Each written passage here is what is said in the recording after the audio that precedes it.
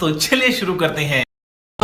আসসালামু আলাইকুম গাইস অপোনেন্টে আরো দুইটা মেয়ে পাইছি দেখছো নি গাইজ মাইয়া দেখা অপোনেন্টে কিতা খুশি হইয়া গেছে বেডাই। হ্যাঁ ইগো শুধু মায়াই লাগে ম্যাচ জিতো আর না জিতো মায়া লাগে। ও যদিও অপোনেন্টে মায়া থাকলে ম্যাচ জিতবই। এক নাম সুমিয়া আর এক নাম পারিয়া।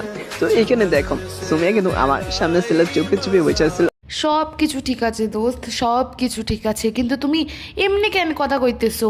সুমাইয়া আইয়া আইয়া এখানে বসে ছিল, থেমে থেমে কেন কথা বলতেছো দোস্ত? আমিও চুপে চুপে আইসা তারে মারছি পিছন থেকে।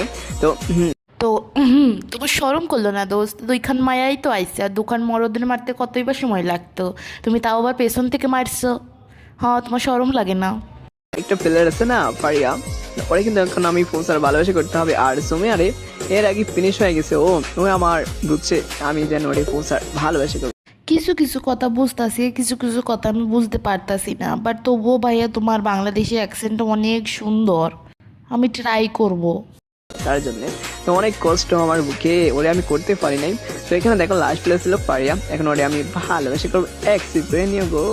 দেখো গাইজ, ভিডিও যদি তোমাকে ভাইরাল করাতে হয় তাহলে এই ভাইয়ার মতন তোমার কথা কইতেই হইব, ঠিক আছে? দেখছো নি কত ভিউজ আইছে। ভাইয়ার অ্যাকসেন্ট বড় সুন্দর, আমার তো বহুত মজা লাগছে। আধা কথা আমি বুঝতে পারিনি, তাতে কি হয়েছে? ভাইয়ার অ্যাকসেंट খুবই মানে वाओ, মানে असाधारण। और मेरी बात बांग्लादेशी एक्सेंट में तुम लोगों को कैसे लगेगी कमेंट सेक्शन में बिल्कुल बताना गाइस। मुलाकात पर सुर्ख